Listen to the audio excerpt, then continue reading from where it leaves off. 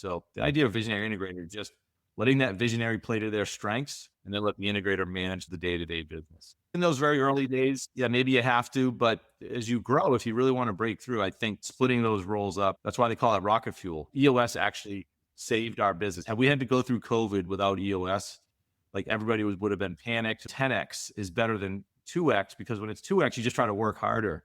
You just try to go faster and do more work. If it's 10x, you almost have to change how you think.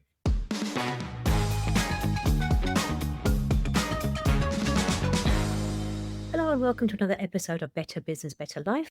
I'm your host, Debra Chantry-Taylor, and I'm passionate about helping business owners lead better lives by creating better businesses. I started this show to actually bring people into the listeners' homes who have actually been there, done that, got the t-shirt, gone through the highs and lows, used EOS in their business, and many have gone on to become EOS implementers, as is the case today. So today's guest has actually grown a business from 0 to 15 million over 20 years without EOS. They then brought EOS into the business and took it from 15 million to 75 million. And they had over 500 employees by the time they actually sold that business. And today they're going to share with you how they rolled out EOS in the business, some of the challenges they came up against, and how they managed to navigate it with such a large business, how it changed their thinking, and therefore how they got to that 75 million and what it's now like to be helping other businesses with EOS as an EOS implementer. Erik Dodier is the former CEO of Pixel Media. He was the integrator CEO in that business. They were running on EOS, and now he is an EOS implementer. Welcome to the show, Erik. Great to have you here this morning. Yeah, thanks, Deborah. Great to finally connect with you. Yeah, I'm looking forward to sharing your stories with our listeners because we've had a little bit of a chat before. As always, before we go on the podcast. So you got into EOS because you had been running EOS in your business. Why don't you tell us a little bit about that story and how you got to be where you are now? I'm lucky I have both experiences. I've been a client using EOS, and now I've become an EOS implementer. So I see it from both sides, and but how I got into EOS, I started a business when I was 24, so about 30 something years ago. And we ran that business for about 20 years, struggled, had a partner. It was chaos. It was just making up as we went along. We were sort of a web design development company. We pivoted into becoming a Salesforce partner. And along the way, somebody had posted on LinkedIn that they were doing EOS implementations, and somebody I knew and trusted. I gave him a call, a gentleman named Rick Fawcett. He came up, spoke to us, and I said, I'm in. Let's try this. And it was funny from year 1 to year 20 or almost 25, we grew to about 0 to 15 million in revenue, 1.5. The next 3 or 4 years running on EOS, we grew to 75 million in revenue through some private equity, mergers, acquisitions. But I'm just amazed when you can get that vision crystal clear, like EOS helped you do. I mean, we are very clear on what we wanted to do, and it just helped the business really take off. So we ended up selling that business in 2022. I stepped away in 2024 and took about 6 months just to kind of figure out what I wanted to do next. And I always knew EOS would be something I'd want to look at again from the implementation side. So I actually reached out to Rick again. He put me in touch with the EOS folks at EOS Worldwide. And I went to boot camp about a year ago, and I've been working with clients now and on the other side, helping them implement EOS. It's been such an amazing opportunity to do this now in sort of a half retirement, but half. I love entrepreneurs. I love small business. So I want to just stay involved.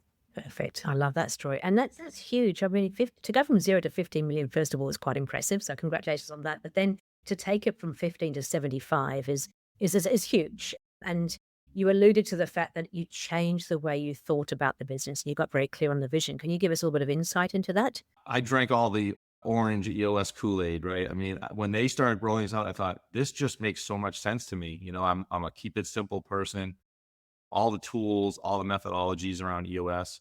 And we just started rolling it out. And I became the integrator because actually my business partner was more he loved being out in the marketplace and talking about the technology.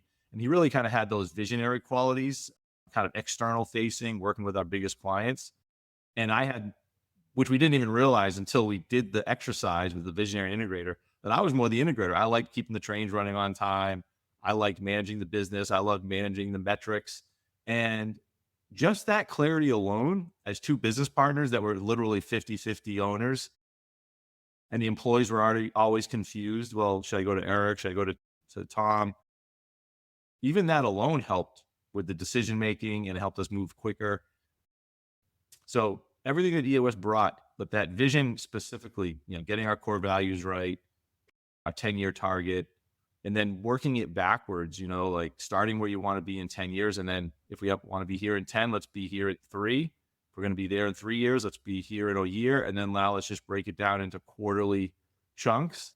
And that just made so much sense to me. And then off we went. And it's funny, the employees, of all the decisions I made, I think EOS was the one that they overwhelmingly loved. I mean, every other decision always had about, half people liked it, half people didn't. That one, everybody seemed like, yeah, this was a good decision to put this EOS program in. Yeah, I think I mean, I don't know for your experience, but from my experience, it's often the visionary that doesn't want to put it in because it does bring a little bit of structure to them, and they quite enjoy the chaotic lifestyle in some respects. But then once they put it in, they see completely different. That's a great point. Yeah, because he is a little more, he wants to improvise a lot more, right? And that's a strength. That was a strength he had. But EOS allowed me to justify why we needed more structure and more, kind of rigor and let's get things in writing. And so it kind of justified, hey, this feels good to me. And he was all for it because he knew, hey, we were on the same page where we wanted to take the business, but we just had different ideas of how to get there. So it is interesting because I know I've had this a couple of times now more than a couple of times, a number of times, I should say, with clients where they've read the Rocket Fuel book and it has been a light bulb moment. And so for people listening in, they may not know what a visionary and an integrator really is, but the Rocket Fuel book explains that. That was written by Gino Wickman and Mark Winters. He's now written his visionary book, which I don't know if you've read, but that is the next level for visionaries. But tell us a little bit about the visionary integrator concept, because it is not necessarily common language in business. How would you describe it? What did it do for you? Well, for us, so we had this natural partnership that formed when we were both in our mid-20s, right? And he was the technology guy and I was the business guy, right? And we sort of had different personalities and different styles, but we didn't have a vocabulary to describe it. We just sort of, played to our strengths. And, employees would sometimes come to me. It was kind of like mom or dad. They would go to whoever they thought they could get the best answer from, and if they didn't like the answer I gave them, they'd go to see him. But as we went through the EOS process, it became really clear when they said, hey, these are the qualities of a visionary. They get lots of ideas. They love the external, working with the big clients, the big relationships. And the integrator likes to, as I said, keep the trains running on time, manage the business. You think more with logic versus emotion. And it's funny, our integrator looked in the room and said, okay, guys, Eric and Tom, who's the integrator? Who's the visionary? They were like, it was so obvious. And so that clarification just helped us get in the right seats. And then we started kind of building the business from there. But yeah, the Visionary Integrator, I just bought the book that Mark Winters wrote, the Visionary Integrator, and there's so many great resources. But yeah, the concept is, a lot of founders are visionaries and they'll try to build their business, hustling, but they can create a lot of chaos as they push a lot of ideas down onto the team quickly. And they often need an integrator take their ideas and sort of help, filter those ideas down to the team, because sometimes the team is just bouncing back and forth from every idea week to week. So the idea of visionary integrator is just letting that visionary play to their strengths, have lots of ideas, get out in the marketplace, and then let the integrator manage the day-to-day business. And I think even that there are probably some people who think that they can do both, and there are some people who genuinely can, but you can't do both in the same organization, can you? You can't do both, probably in those very early days. Yeah, maybe you have to, but as you grow, if you really want to break through, I think splitting those roles up that's why they call it rocket fuel. It's like rocket fuel for the business. And, even though we were the same people, once we got into those seats, our business truly took off from that point forward. So pretty amazing. And it probably ties in with one of my favorite tools, which I think is the tool that most people who try to self-implement EOS don't do particularly well, and that is the accountability chart. Because yes, defining that visionary and integrator role is one part of the puzzle, but defining everybody's roles. Most people read the traction book and they go, oh, great, we'll build a 2-page plan. And then they rush off and they do it on their own. And then they tell the team, this is what we're going to be doing. And then they wonder why nothing really changes.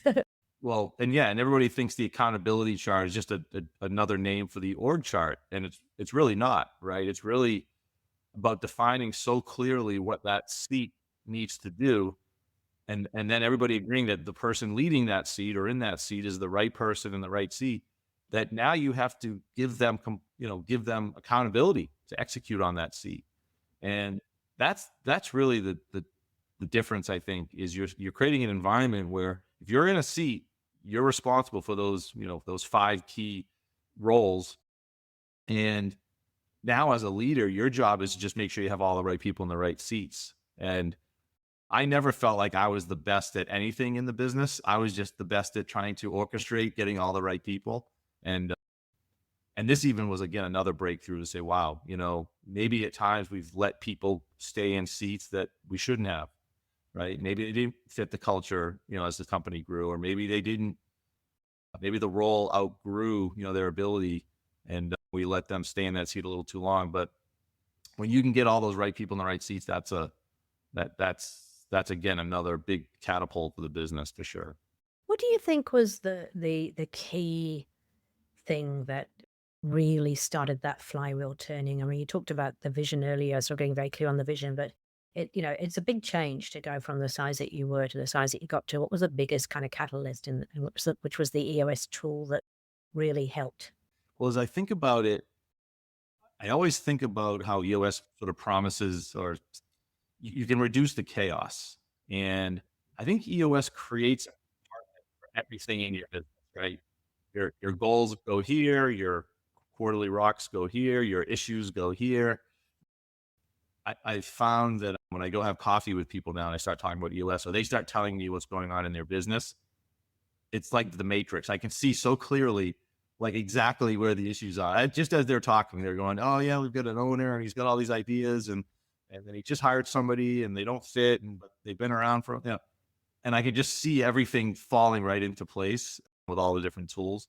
But I think it was that everything has its place, like kind of within the EOS framework.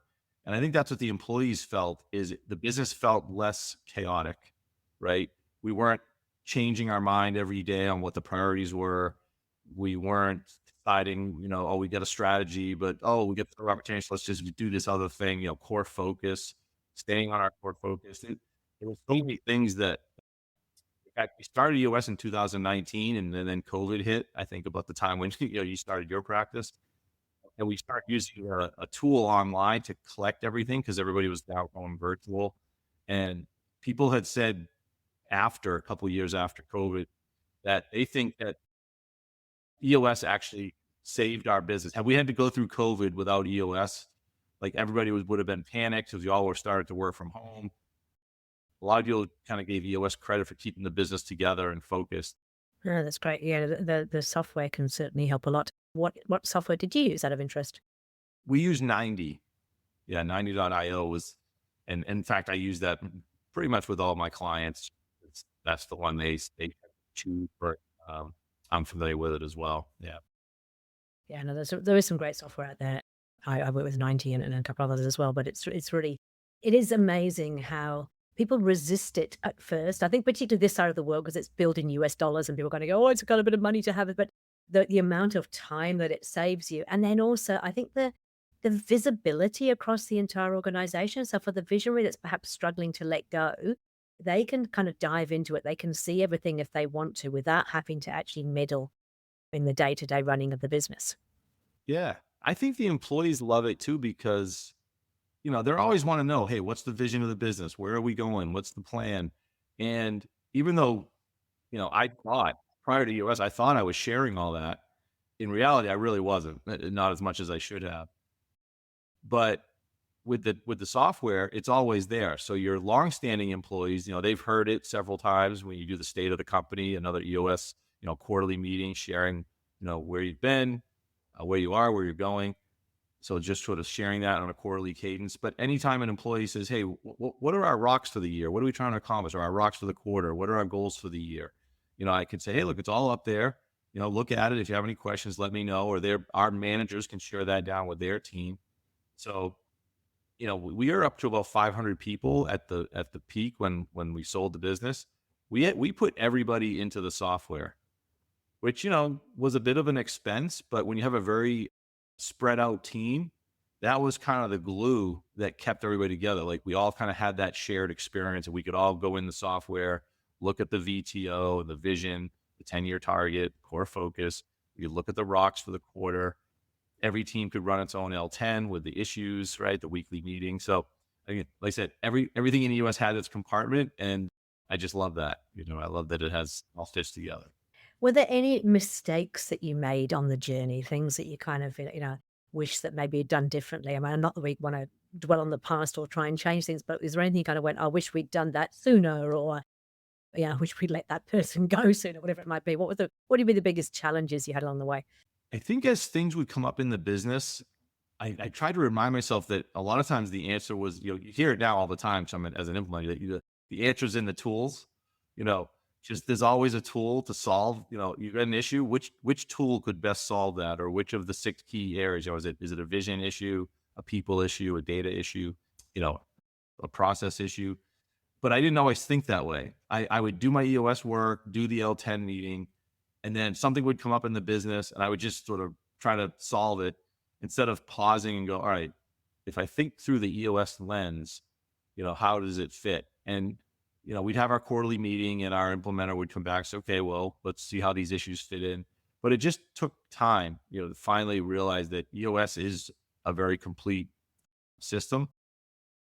And there were some things around the people, right? You always sort of are trying to fit people in because it was hard to find people and technology and so forth. So we were at the time, I'm not sure we were always as diligent about right people, right seats. We might have given some latitude there at times, but other than that, and being an implementer now, I see so many things that we were only just skimming the surface, as a client, because there's a lot there. EOS, there's so many layers to it, as you learn more and more. I think now, if I was running EOS now, it would have been amazingly. I mean, just everything can kind of fall into place with EOS. But I think it was just often not letting the tools solve some of the problems that we had. We sort of were half using EOS at times. Again, I want to go back to the way that the thinking changed, because I'm an avid reader and I've just finished reading The Science of Scaling, and now reading Time as a Tool. I love reading these things because not that it changes the way that I implement EOS, because as you said, EOS is a complete set of tools, but it does change your mindset, and it does just give you that little helpful things you can share with clients. And one of the things I learned from The Science of Scaling was that, we often don't set truly impossible goals. We can have our self-limiting beliefs that kind of jump in, and then in our 10-year target, I've got some clients who have definitely got big, hairy, audacious goals. Others, I think, are a little bit more reserved, and they're always like, but we don't know how we're going to get. And I said, it doesn't matter. You don't need to know how. You just need to know what you really want, and you'll find a way to get there. So what changed for you by exploring that 10-year target? Yeah, I think with our implementer, with Rick, he was really encouraging us to making that same statement. Like, guys, that 10 years out is meant to be aspirational. You're not going to know exactly how you're going to get there. That's part of what's going to, pull you forward. So I can remember when we set, you always set a revenue goal, and it always seems like, my God, it's taken us 25 years to go from 0 to 15 million. And why do we think we can be, 50 or 100 in 5 years or 10 years? But yet you set it, and then you start working backwards, and it's funny, your brain starts to think a little differently. It's kind of like, I think you see a lot of, that going something 10x is better than 2x, because when it's 2x, you just try to work harder. You just try to go faster and do more work. If it's 10x, you almost have to change how you think, right? And I think that was what we realized is, we can't get there hiring one person at a time the way we've built our business today. But we could get there if we bought a business that complemented us, and then we could offer bigger solutions. And we bought another business that complemented us. We actually merged 3 businesses that were almost about the same size, and that was a game changer. We hadn't really thought that was the best way to do it, or it hadn't entered kind of our thought process. But when you start working with private equity and thinking, hey, they know how to put these pieces together. And sure, you're going to own a smaller piece, but of a much bigger pie, as you start to do this. But you gotta let that go in your head. Like, I don't have to own 50% of this business. In fact, the path we're on is to build something bigger, more impact, bigger scale. I think that was the biggest shift is the vision. Whether we knew it or not, we were thinking differently. Maybe we might not even have realized it right in the moment. We just thought it was the next best step to take. But I think it really shifted our thinking of how to grow the business. Yeah, I tend to agree, and I think it's, the 10x is easier than 2x's. I always sort of say that, if you just sort of you're thinking about organic growth, if you can spreadsheet it, probably not gonna happen, but you need to think quite differently, and I talk about polishing the turd, and I don't mean that your business is a piece of shit all the time, but if you're just always polishing it to make it a little bit shiny and nicer turd, it's still a turd. It's like, what can we do differently? Kill the stuff that is maybe not getting us there, and what can we do differently to actually really achieve? Because I think a lot of the visionaries that I work with, they have got huge, they want to make a huge difference and they've got these huge goals, but they're almost a little bit afraid to share it with the rest of the team because the rest of the team tends to be more about, yeah, well, how are we going to do it?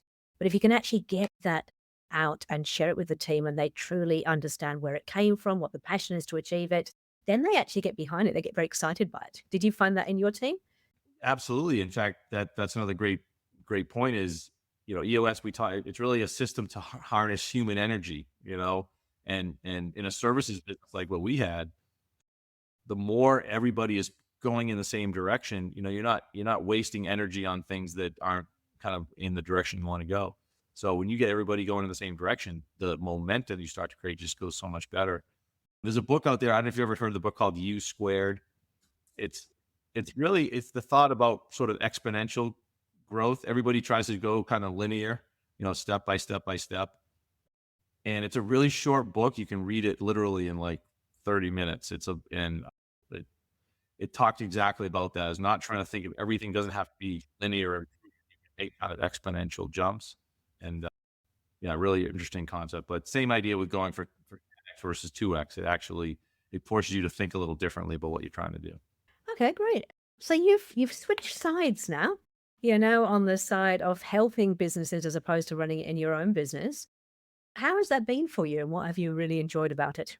Yeah, so about last year ago, I thought, okay, I've got a lot of time on my hands now after I stepped away, which was intentional, but I was ready to kind of fill some space with working with the entrepreneurs and small businesses, which is what I've always loved, even throughout my career of owning that business. I loved anything that was a startup, nonprofits I worked with, or starting joined a board of a new bank. I mean, everything I did always had a sort of a startup feel to it.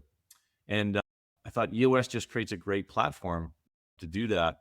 So I just reached out and signed right up for boot camp, went out to Detroit, got the training, and then put it out really on my LinkedIn network and already started picking up some clients. I've been adding about a client a month, in those first 8 or 9 months. And I love the learning. I love going on the academy and watching the videos ahead of my sessions.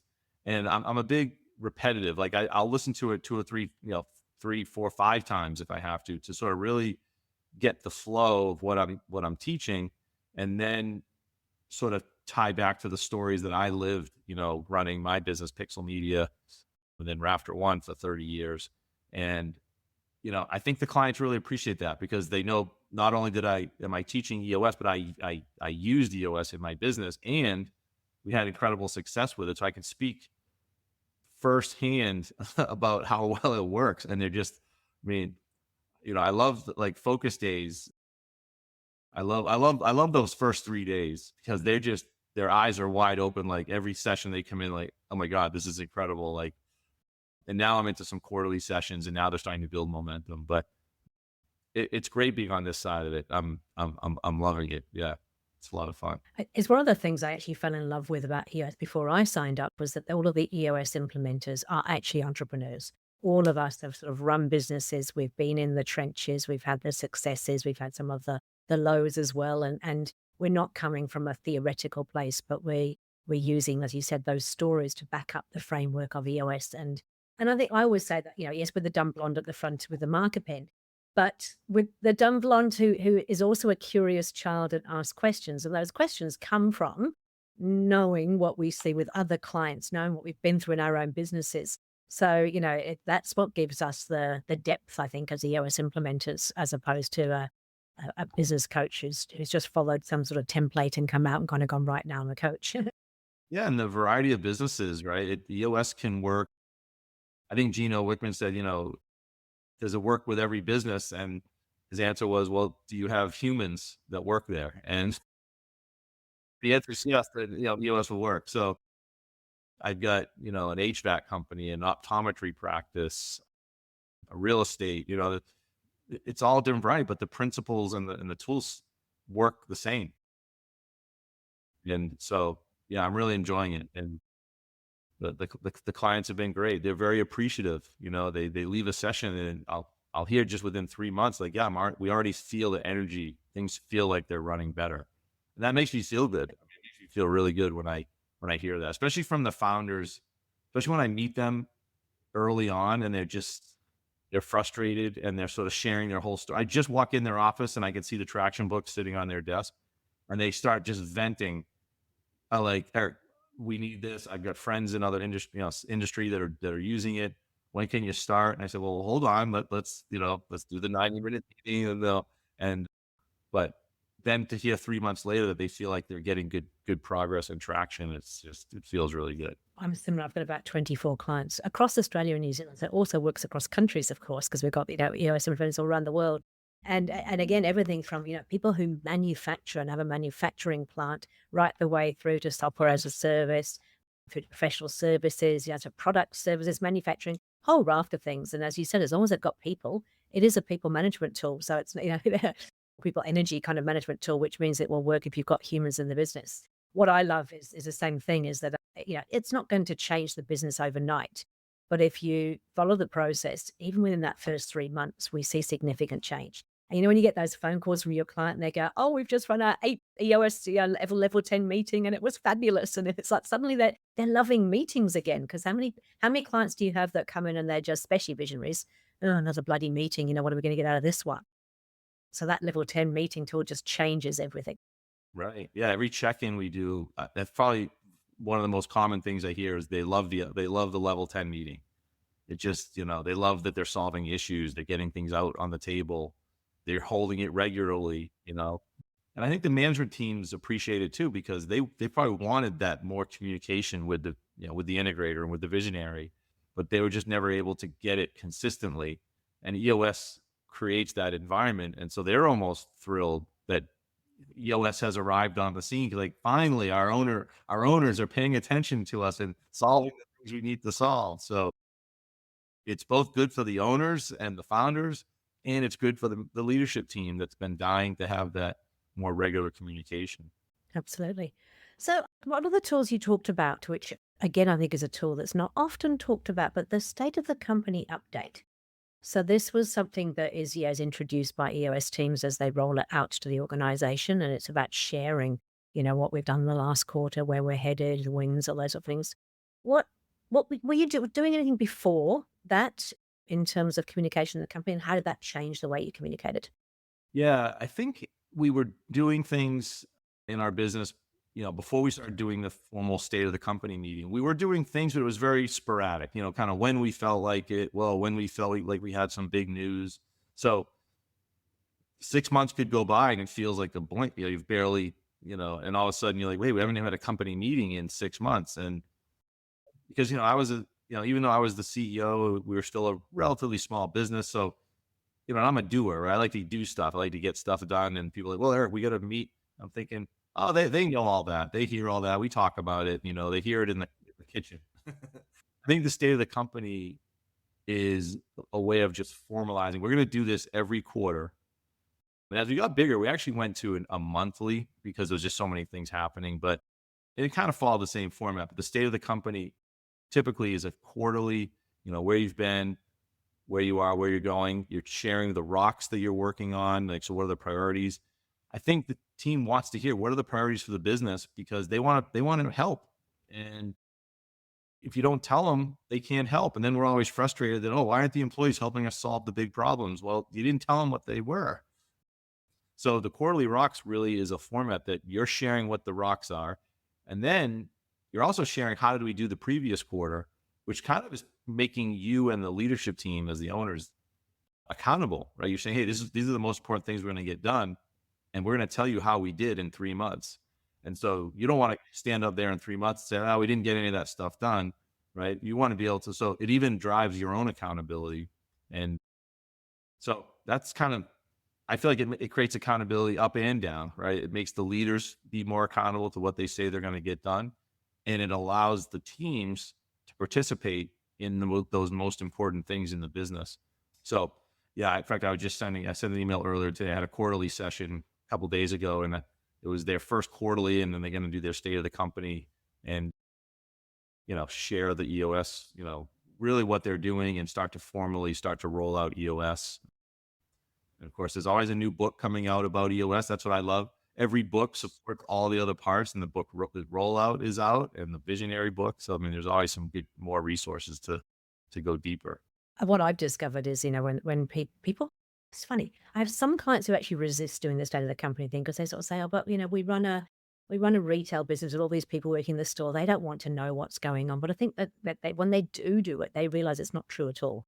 Even a person who's working in the produce department putting cabbages on a shelf wants to understand how they fit into the bigger picture. And the state of the company does that. It talks about where we're headed as an organization, and it gives them a little bit of a sense of what is possible for them as well. So, if they want to progress with the company, they can see the growth, they can see what's happening.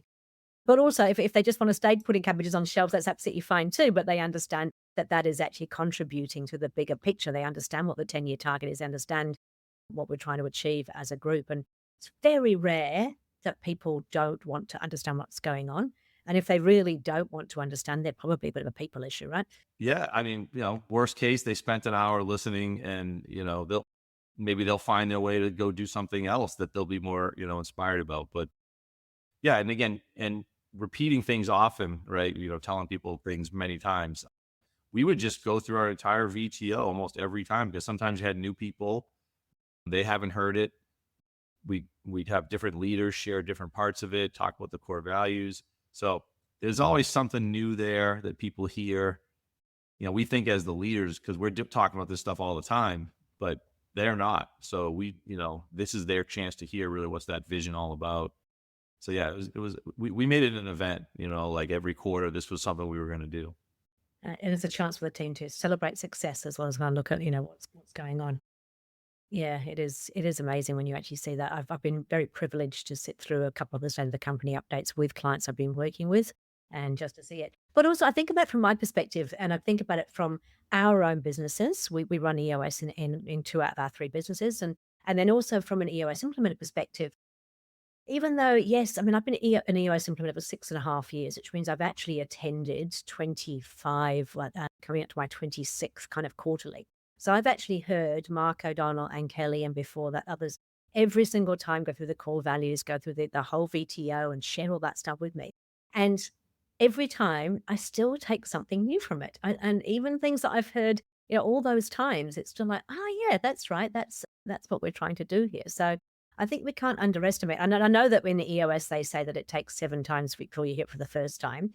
There was actually some research on about 18 months ago that actually proved it's about 32 times now because of all the technology and everything that's going on. We're hugely distracted. So, and I used to say to clients in the beginning, it's like if you've told somebody once or twice, you've got another 5 or 6 times to go. Now you think about, you told them once or twice, you've got another 30 times to go before they're really going to get it. So even if they have been there for as long as I have, 6.5 years, there's still gonna be things that every time you kinda go, "Oh, yeah, that's right. That's what I'm." It's like reading a book, a book that you read before. It feels different when you read it a few years later because you're in a different place and you're hearing different things. So I think employees, staff the same way, that there might be a different place in their career and they're listening differently, to hear these things. So repeating it often is a good good tradition for the business. I'm curious, with 500 staff, that's quite a lot of people I'm guessing very many different roles and spread out all over the place. In terms of the rollout book talks about how you need to take it and how you've got your overarching kind of company VTO, and then each department has got their own sort of traction pages, and they know how they fit into the bigger picture. How did you do that with 500 people? We did use the software so that, again, they were at least plugged into the VTO, what was going on. Their teams would run L10s. it gets a little harder because, they might, they're not, they don't have total latitude to just create any old rocks, right? They got to be kind of maybe, tied into the mission of the business, maybe tied to some of the bigger company rocks, but they could have things in their department that they need to get done and improve quality and things like that. So there is things within their department, rock wise and things like that. So, but what I loved is, issue resolution. You know, I remember, when you're the CEO, I used to have this open door policy, and I thought I was being this great CEO because I would let anybody come talk to me anytime. And what I really was creating was some of that chaos that I was talking about, because people would walk in and they'd want to, give me their issues or have me solve their issues just instantaneously. And what we learned with EOS is eventually I would just say, hey, if they reported to me, I'd say, well, just put it on the issues list and we'll talk about it in the weekly level 10, assuming it wasn't an emergency. And that would keep me from trying to solve it instantly, because that usually was never a good result. Or if they didn't work directly for me, I'd say, well, try to solve this at your department, talk to your manager, put it on your issues list. And if you can't resolve it there, it'll come up. So it was almost just a very calm, like, no problem. These are all just issues. That's just what a business is. A business is just a bunch of issues in our way towards trying to achieve our vision. And it allowed everybody sort of a venting mechanism. So instead of just holding all these issues inside, they had a place for them that they could talk about them. And then if they didn't get resolved, that manager could take it up to their manager, and maybe eventually the leadership team would help. But it allowed all the communication to flow. And again, you can never solve all the issues in the business. But you're hoping you're solving the most important ones, and the ones that you get the biggest return on your time towards the vision that you're trying to accomplish. So that's how we handled it. And we just shared the practices. We bought everybody the What the Heck is EOS book. They had access to the software. And of course, the other great thing about EOS is all sorts of tools and information online. So if people want to really learn what some of this was all about, they could even do some of their own discovery on it. No, it is a huge amount of support out there for EOS. It's not just around having an implementer, but as you said, you've got a book coming out every couple of months. You've got lots of online videos, tools, and things that actually help. And as an implementer, I've done a few big manager meetings and really help bring people on that journey so they understand it. And it's always very well received, I think, particularly by mid managers. I think the mid managers love that structure and some accountability. It's an interesting thing because I think that initially people think, oh, but accountability, that sounds like, we're going to be really enforcing everything with everybody. It's going to be really restrictive. But most people like having accountability, don't they? Yeah, I think when you put up I can't remember. I always try to think of this study. There was a study where they put a bunch of kids in a big open field, and they all played in this little cluster, right? But then they put a big fence around the entire area, and all the kids played right to the edge of the fence because they knew where the guardrails were. And so I think when you put up the guardrails, the team actually now has more freedom because now they know where the boundaries are. They know their responsibilities. So I think that's why when you start putting some structure, it's very clear on what you're trying to accomplish. The employees can really contribute in a bigger way. Where before they might have just been in their little box, just saying, "All right, I'll just do my job every day and hope for the best." And when you tell them, "Hey, this is what we're trying to accomplish," then they can really lean into it and say, "Hey, here's where they can contribute more." From the position they have, there's a clear maybe path towards promotions because you've laid out your accountability chart and different responsibilities. So yeah, I think it created a lot for our staff when the EOS really got rolled out. I always say that it's like, why do we love sport? We love sport because we know how to play. We know what the rules are. We know how to win. We've got a scoreboard that tells us if we're winning or losing, and it's easy. We know what all those rules are, and that's what EOS does for the business. It makes business a game where we got to go. These are the rules. This is what we're kind of expecting from you. This is how you win. This is a scorecard. This is how we're going to celebrate success, and then yeah, it just makes it easier. For sure. Fabulous. Hey, we could probably talk all morning, all afternoon for you around EOS. What would you say has been with your own clients? What do you think has been the most impactful EOS tool when you work with clients? Do you have a favorite? The accountability chart is and again, it's, that's almost the first thing we start to talk about, in the very first focus day. And it's not so much that we're just building the what it looks like, the structure.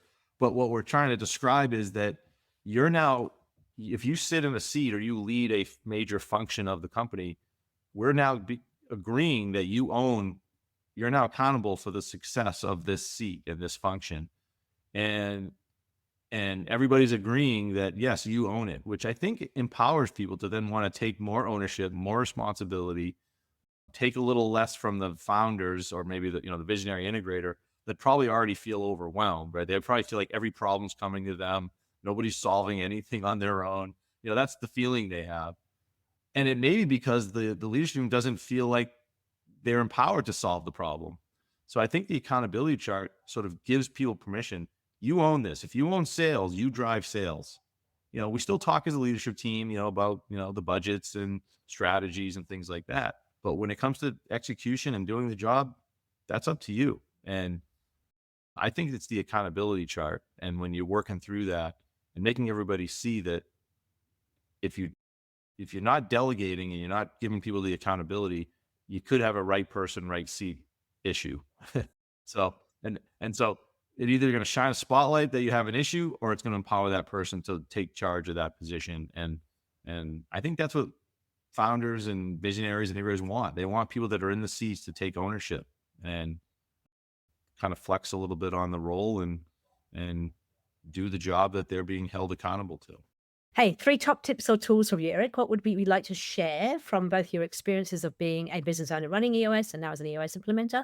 If you had to tell the listeners 3 things that they should do, a book they should read, a tool they should do, whatever it might be, what would be your 3 top tips or tools? I mean, clearly we found our way to EOS. So I would say just begin the journey to look into it. And I post on my LinkedIn all the time, have people take a look at EOS.